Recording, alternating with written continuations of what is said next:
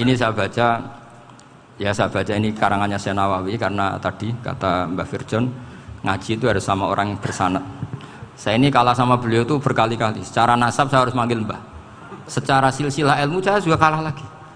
Saya sering disewani sama cucu-cucu Syekhona Khalil. Kiai Siddiq itu termasuk murid dekat beliau Syekhona Khalil. Kalau itu berarti kan Gus Firjon, Ahmad, terus Mbah Siddiq. Mbah Siddiq ngaji Syekhona Khalil. Syekhona Khalil itu pernah ngaji langsung sama Sayyid Zaini Tahlan. Berarti beliau dari Sayyid Zaini Tahlan itu baru generasi kelima. Sementara saya itu sudah ke-7 atau ke-6. Saya, Mbah Mun, Mbah Karim misalnya, Mbah Hashim, Mbah Mahfud Termas, Sayyid Abi Bakar Sato yang ngarangnya Anatul Thalibin, baru Sayyid Zaini Tahlan. Berarti saya ke-7, kalah lagi. Tapi untuk jadi wali biasanya cepat saya. Karena syaratnya jadi mbah itu ngalah demi putu. Jadi kalau beliau ngotot, saya dulu Gusti, saya mbahnya. Wah itu mbah yang nggak baik. Pasti jatahnya dikasihkan apa? Cucunya dulu. Makanya Abdul Muthalib itu orang yang dapat wangsit, tapi yang jadi nabi itu cucunya. Jadi dalil saya banyak. Sebenarnya Abdul Muthalib itu sudah sering dapat wangsit. Karena saya bahasakan wahyu, Nabi yang protes, enggak nabi kok dapat wahyu. Tapi sebetulnya Abdul Muthalib itu masyhur. Kalimat-kalimatnya menunjukkan bahwa beliau itu sudah dapat wahyu kalau nanti cucunya itu jadi apa? Nabi. Makanya senangnya bukan main Abdul Muthalib sama Rasulullah. Putu seneng, mbah seneng putu. Jadi mungkin, jadi sampean enggak usah protes loh. Yang jadi wali kok cucunya. Dulu betul. Dulu Mbah Hamid Pasuruan itu kalau Mbah Ahmad Siddiq ke sana, Mbah Hamid Pasuruan kalau manggil Mbah Ahmad Siddiq itu paman. Tapi pamannya minta ijazah ke ponaan. Apa ya gara-gara itu memang. Kalau itu masih berlaku, apa? Ngalah tadi. Kayaknya masih, apa? Hawane masih. Karena melihat tren-tren langit masih gitu kayaknya masih. Masih itu. Ya, tapi mbahnya tetap dapat jatah, tenang saja nanti. Tapi memang sebaiknya mbah itu legowo. Rasulullah Muhammad SAW itu terkenal min dzurriyyati Ibrahim. Tapi kata Rasulullah, ana dakwatu Ibrahim wa bisyaratu Isa. Aku nganti ngene iki barokah dongane Nabi siapa? Ibrahim. Jadi dongane Nabi Ibrahim nggih tiba teng putu. Jadi banyak bukti bahwa jatuhnya ke putu gitu. Tadi saya di kamar sama beliau berduaan. Nih Mbah sing dadi wali di sini, aku webah. Cocokan tadi. Nah, kenapa saya akhir-akhir ini gulirkan daftar wali? Kenapa? Saya ini resah ya, orang sudah ingin dicintai pejabat, dicintai tetangga, dicintai teman. Tapi kadang-kadang orang lupa lagi dicintai Allah. Makanya saya meskipun guyon, tapi ini amdan, bukan sahwan. Supaya orang punya cita-cita lagi jadi wali, ingin dicintai Allah. Kita ini terlalu lama ingin dicintai makhluk. Mbok ya naik kelas sedikit lah. Ingin dicintai Allah Subhanahu wa Ta'ala. Meskipun saya guyon, tapi tadi guyon saya tuh lebih serius ketimbang serius Anda. Karena tak pikir. Saya tuh kalau pergi itu seneng ngebis, bukan karena saya tidak punya mobil, tapi saya sering mau butuh itu supaya nggak diganggu. Karena saya tuh harus punya waktu sendiri. Kalau ngebis kan ketemu orang nggak kenal, tapi sekarang ya agak susah, banyak yang kenal. Dan susahnya lagi nggak minta ijazah, minta foto. Aduh. Repot tuh. Mau dibenci itu umatnya Rasulullah Shallallahu Alaihi Wasallam. Mau disetujui itu sanatnya mana? Kalau ketemu orang alim minta apa? Foto. Itu nggak ada sanatnya. Nggak tahu saya itu mazhab dari mana itu. Ya mazhab milenial yang jelas itu kan. Ini tak baca ya biar dapat. Karena ini kenangan saya sama Mbak Ahmad Siddiq. Saya masih ingat betul beliau ngisi hallnya Mbak Abdullah bin Umar, berarti abahnya Mbak Hamid. Karena mbah saya itu Fatimah binti Khalid bin Umar, kalau Mbah Hamid itu Hamid bin Abdullah bin Umar. Itu saya masih ingat betul zaman itu Mbah Hamid setiap hall di Lasem itu rawuh dan saya derek mbah saya karena masih misanan datang ke Lasem. Itu beliau pas itu ngisi sama Mbah Mun. Mbah Mun masih muda, Ki Ahmad Siddiq sepuh senior. Itu beliau cerita bahwa dulu ketika Indonesia dijajah Jepang itu para kiai mimpi dibacakan ayat Ghulibatir Rum fi adnal ardi wa hum min ba'di ghalabihim salim. Terus ada kiai yang tanya, takwilannya gimana? Ya nanti Jepang pulang bukan karena kita yang mengalahkan, tapi Jepang ada yang mengalahkan sendiri meskipun tidak kita. Kayak dulu Faris tidak dikalahkan Islam tapi dikalahkan Romawi, tapi yang seneng umat Islam. Wa yauma idzi yafrahul mu'min. Itu luar biasa ulama-ulama kita. Delalah kejadiannya Indonesia seperti itu. Yaitu kita tidak mengalahkan Jepang, tapi Jepang pulang sendiri karena dikalahkan apa? Sekutu. Ya ini saya baca. Ini tidak usah dicek bacanya benar apa enggak. Sudah aman, apa? Aman. Karena kalau saya salah itu ya sengaja. Artinya ya sengaja saja. Ya biasa maksudnya. Saya kemarin ngisi di Pondok Peloso, di Pondok Al Munawir Jogja. Salah itu ada dua, ada salah memang benar-benar salah, itu nggak apa-apa, bisa dimakfu karena mesti sangke wong goblok salah yang terus itu. Ada salah bawaan ilmu, itu repot tuh dadan ini. Karena misalnya kita yang biasa belajar qiraah sabah wayah sibuhu, mesti diulang lagi wayah sabuhu.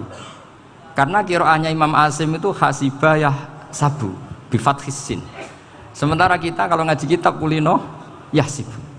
Sehingga kita yang biasa belajar sabah itu kalau baca kitab itu kayak orang bingung. Kadang-kadang yang ngaji juga bingung, Gus Pak mau di bulan piling, ya tepat-tepaan. Ada yang mengatakan Gus Pak bingung, ada yang mengatakan Gus Pak alim alamah, ya tepat-tepaan nasib. Karena memang ya sab'ah memang seperti itu. Misalnya kufuan itu Imam Asim baca kufuan.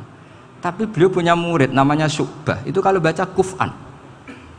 Makanya kita itu, ini kan khataman Quran ya, jadi saya menyinggung sedikit tentang qiraah sab'ah. Tadi beliau juga sudah tak kasih kitab saya Hifdzuna Lihadal Mushaf. Sama tak ajari latihan sab'ah, memang angel ya. Makanya yang nggak bisa itu wong pinter, sudah tahu angel ya nggak usah diteruskan kan. Orang menghindari barang angel itu pinter apa goblok? Pinter. Berarti wong goblok pinter. Saya tuh makanya sama orang goblok tuh respect.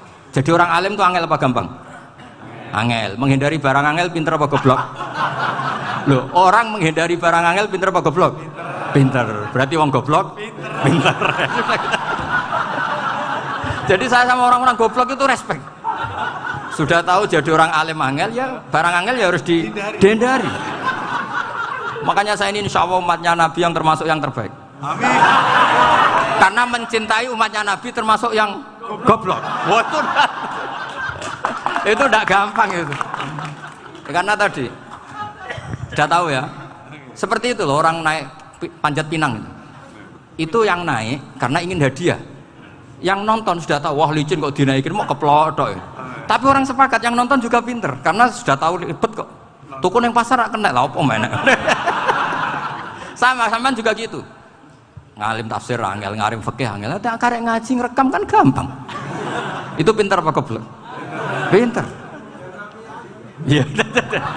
Makanya kula niku mbok burohno ngono tok. Saya tadi dinasihati Mbak Firjon, muga-muga hati saya selamat.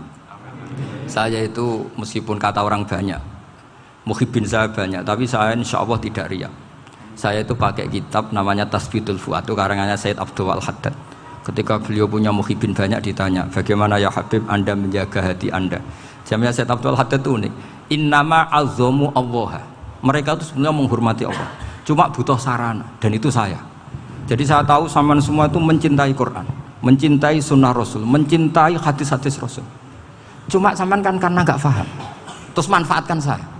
Jadi sebenarnya saya ini korban. Korban. Jadi saya mau riak gimana? Korban kok mau. Bangganya di mana tuh? Coba sampean misalnya ngaji tafsir, belajar sendiri kan susah. Terkibnya susah, maknanya susah, bahkan beli kitabnya kadang nggak kuat. Loh, untuk jadi alim tafsir itu kan harus beli kitab. Loh, saya sering belajar kitab itu jutaan. Tafsir Tobari, saya pernah beli kitab Fakhrur Razi itu berapa coba? 27 jilid. Karangannya Fakhrur, belum karangannya ulama modern, Imam Sya'rawi. Itu berapa jilid? Itu jutaan. Saya kemarin juga dihadiahi kitab Pak Quraish Shihab namanya Faidul Bari fi Syarhil Bukhari.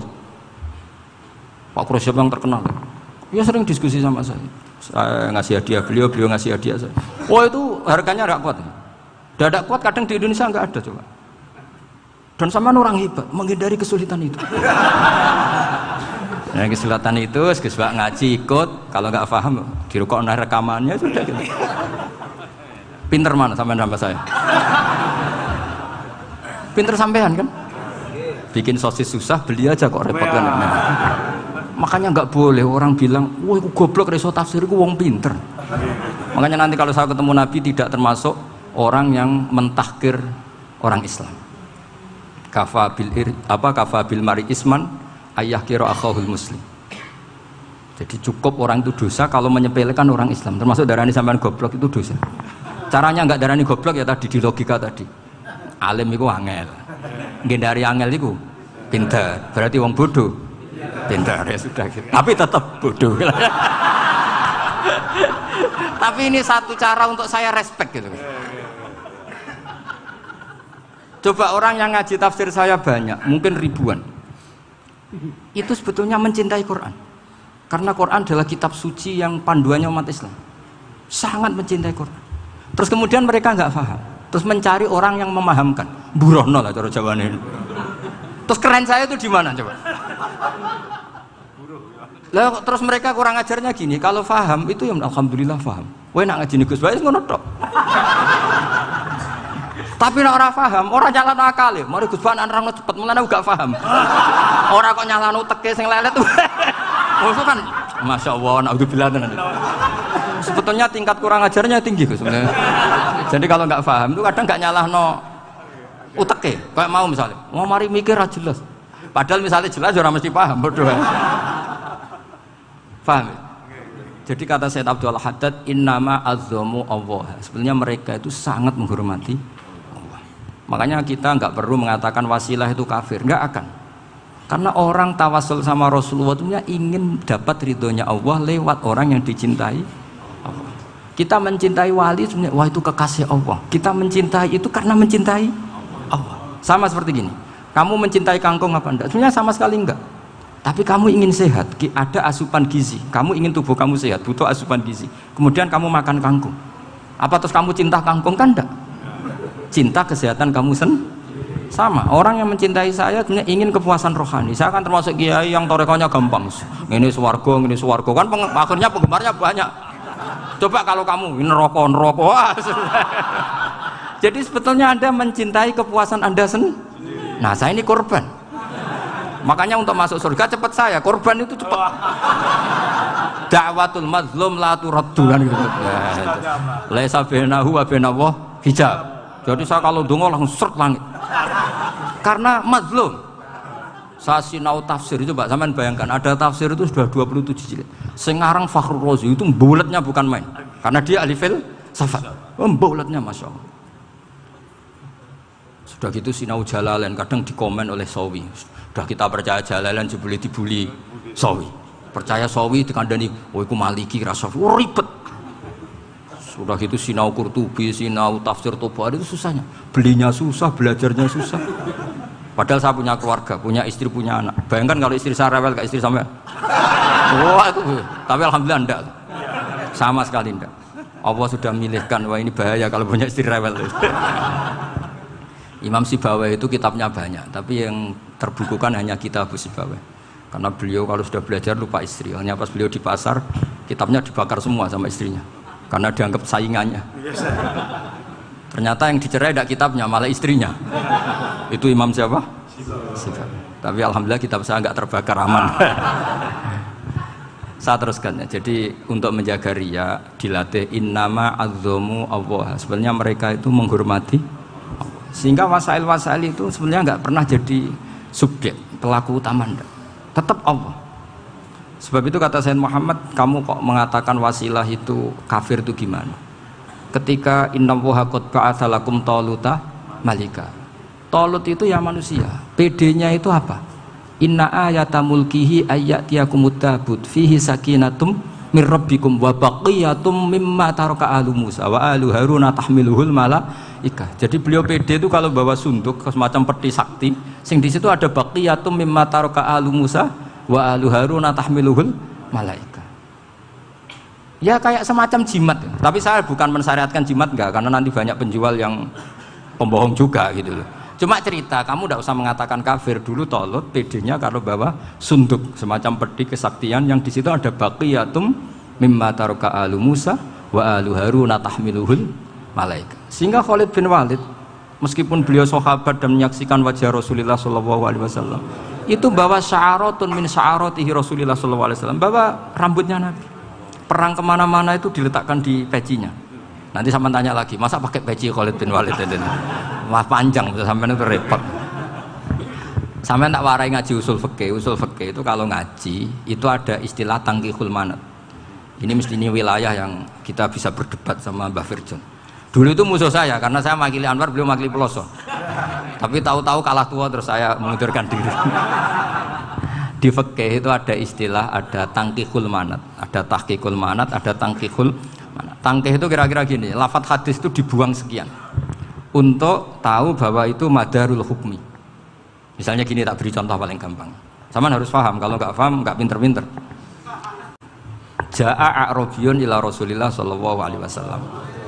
Ya karena ini menghormati Mbah Ahmad Siddiq, beliau saya orang alim, jadi ngaji ini tetap ada suasana alim. Ya harus ada suasana alim. Nggak perlu jadi orang alim tadi susah. Sudah ngedari susah itu pintar. Sudah itu aja. Jadi orang alim susah, ngedari barang susah pintar. Berarti orang tidak alim pintar. Nah, meskipun tetap sudah kita itu pegangi sampai mati nanti. Loh, jadi orang alim itu repot. Itu kata Imam Ghazali, kalau orang alim kalau mau masuk surga itu sama Allah nggak boleh. Kif, kamu nggak boleh langsung masuk surga. Coba cari umat kamu, syafaati dulu. Nah, saya takut nyari sampean nggak bisa kembali. Saya tidak punya rencana itu. Pokoknya apa masuk. Golek sampean kuaduan balik raroh dewe, wah repot nanti saya. Berat jadi orang alim itu berat. Ya saya teruskan ya. Ada tangkihul manat. Ja'a a'rabiyun ila Rasulillah sallallahu alaihi wasallam. Faqala ahlaktu wa ma ahlakaka qal waqa'tu imraati fi nahari Ramadan. Ya sidang kita, saya ini rusak ya Rasulullah. Kenapa? Karena saya menjima istri saya fi nahari Ramadan. Terus kata Nabi, kamu harus bayar kafarah. Napa Nabi kafarah? Puasa 2 bulan. Wong baru 1 hari aja terjadi gitu kok disuruh puasa 2 bulan. Ya tidak kuat ya Rasulullah. Baru berapa hari saya puasa aja kecelakaan seperti itu. Apalagi kalau sampai 2 bulan. Tidak ya Rasulullah. Ya sudah kalau gitu kamu pertama ngasih makan apa? Idku raqabah kan, pertama merdekakan budak. Tapi kan sekarang nggak ada budak makanya terus sekarang langsung puasa. Wah ini nggak bisa semua. Ya sudah ngasih makan orang 60. Kasihkan siapa ya Rasulullah? Ya orang fakir. Saya ini paling fakir. Di kampung saya ini orang paling fakir. Jadi mulai dulu orang fakir itu hubungan suami istri itu paling lancar mulai dulu. Makanya orang fakir itu anaknya banyak. Karena hiburannya hanya itu. Wong Ramadan aja. Coba mau ke ATM nggak punya uang, mau antri di bank nggak punya, mau apa coba? Itu mulai dulu. Ini sanatnya mutasil. Wah, akhirnya sudah sanksinya kan tadi ya idku raqabah atau puasa 2 bulan berturut-turut atau ngasih makan 60 orang miskin. Lalu kata ahli usul fikih, kata a'rabi dibuang, nggak menjadi catatan hukum. Orang kota pun kalau melakukan itu juga kena sanksi yang sama. Imro'atau juga dibuang. Andai kan itu dilakukan untuk amatnya juga ketentuannya sama. Nah sekarang perdebatan antara Imam Syafi'i dan Imam Malik begini. Sekarang pertanyaan gini, jima istri itu hukumnya boleh apa haram? Boleh kan? Lalu kalau ada orang tanpa udzur kemudian makan siang-siang, cara Imam Malik hukumnya sama, harus kena sanksi yang sama. Karena sama-sama hadku hurmati Ramadan bi ghairi udzrin syar'iyyin. Sama-sama merusak hukum Ramadan tanpa udzur syar'. Lo jima itu tidak zina. Kan hukumnya jaiz. Nah, sekarang makan hukumnya jaiz, harusnya juga kena ketentuan yang sama. Cara pikirannya Imam Malik. Nah, alhamdulillah Imam Syafi'i gak setuju. Wah, cara setuju repot. Bahkan orang-orang Syafi'i sudah punya khilaf, kalau gitu minum dulu. Iya, biar gak kena. Iya, biar iftarnya pakai minum. Setelah minum baru jima kan. Ini sudah menyiapkan khilafnya. Ini khas Syafi'i ini, bongsong rekayasa hukum. Nanti bisa belajar jauh cara ngakali hukum. Makanya guyonan yang masyhur Gus Dur itu gitu. Ada seorang kiai atau Gus lah, ya punya salah, namanya manusia kan punya salah, entah cangkruk entah apa, pokoknya punya salah. Ada wartawan yang ngiranya semua kiai itu orang suci, sehingga tanya sama Gus Dur, Gus itu ada kiai kok, ya pokoknya salah lah. Tapi jangan bayangkan dosa besar, enggak, kecil-kecil aja. Itu gimana itu? Padahal kiai kan orang suci. Jawabnya Gus Dur lucu. Ya justru yang boleh salah itu para kiai. Kalau kamu nggak boleh. Loh, kok bisa Gus? Karena mereka tahu caranya tobat. Repot. Kalau kamu nggak tahu caranya, Coba-coba. sama pelanggaran hukum itu ya harus pakar-pakar hukum. Itu yang tahu caranya rekayasa. Kalau kamu ya kena pasal kan ya. Jadi kamu jangan niru saya ini punya sekian cara untuk nah, itu namanya khilah. Makanya kata Sayyid Muhammad, kamu tidak usah anti khilah, karena Abu Hanifah itu membolehkan khilah, kitabul khiyal.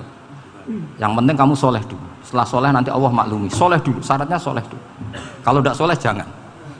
Contohnya gini, ada orang mau puasa lemes sekali, mau makan gampang. Kalau langsung makan kan kayak hadku hormati Ramadan biwiri udrin sarian. Aku langsung mau jembera sowan Mbah Firjon. Sudah status saya apa? Musafir. Ya sudah, berangkat aja sampai Tuban makan. Nanti kalau nggak jadi ya nggak apa-apa sudah. Kan mulai pergi sudah musafir. Saya tidak tahu nanti malaikat tertarik gebuki nggak tahu. Tapi itu ada khilahnya, asal soleh lah. Karena kata Sayyid Muhammad dan semua kitab mengatakan itu. Kalau sama nggak tahu ya kebablasan. Nabi Ayub, yang terkenal Gudiken itu siapa? Ayub ya. Nah, itu yang Israiliyatnya akan seru lah. Gudiken dikukur bek kreweng itu terlalu lah kalau itu. Untuk kreweng konti ning Arab ora ono kreweng itu sudah masalah itu. Singkat cerita, Nabi Ayub ketika diasingkan kaumnya itu kan nggak punya sumber makanan. Lah orang lelaki itu mulai dulu egois. Istrinya Nabi Ayub itu cantik sekali, udah cantik, rambutnya bagus. Makanya kamu nggak usah tanya kenapa istrinya kayak banyak yang cantik. Ya nah warasatul anbiya, nggak boleh gitu. Kalau nggak cantik ya warasatul anbiya dari segi balak. Istrinya Nabi itu semuanya cantik. Nggak usah tanya sebabnya apa, pokoknya gitu, semuanya cantik. Singkat cerita, beberapa kali istrinya Nabi Ayub itu kerja demi bisa nafkahi Nabi siapa? Suatu saat itu tidak ada pekerjaan yang cukup untuk beli roti. Satu-satunya peluang dapat rezeki itu putrinya raja itu rambutnya berondoli. Terus ada sayembara siapa yang rambutnya bagus mau dibeli. Sampai rambutnya istrinya Nabi Ayub itu dijual. Nabi Ayub tersinggung karena itu mengurangi kecantikan. Jadi lelaki mulai dulu gitu. Udah nggak urun kalau istrinya nggak cantik itu komplain. Itu khasnya lelaki. Jadi kalau kamu gitu ada sanadnya juga, tenang saja ya. Komplain ya pegawai itu. Saking mangkelnya Nabi Ayub terus ngendikan la adriban naki mi'ata sautin. Kamu akan saya pukuli dengan mi'ata sautin atau dengan 100 cambukan. Atau mi'ata dikhtin atau mi'ata apalah sesuai konteks zaman itu. Engko nak muni pecut tuku konti kok ribet lagi. Singkat cerita akhirnya ketahuan bahwa istrinya menjual itu demi Nabi Ayub.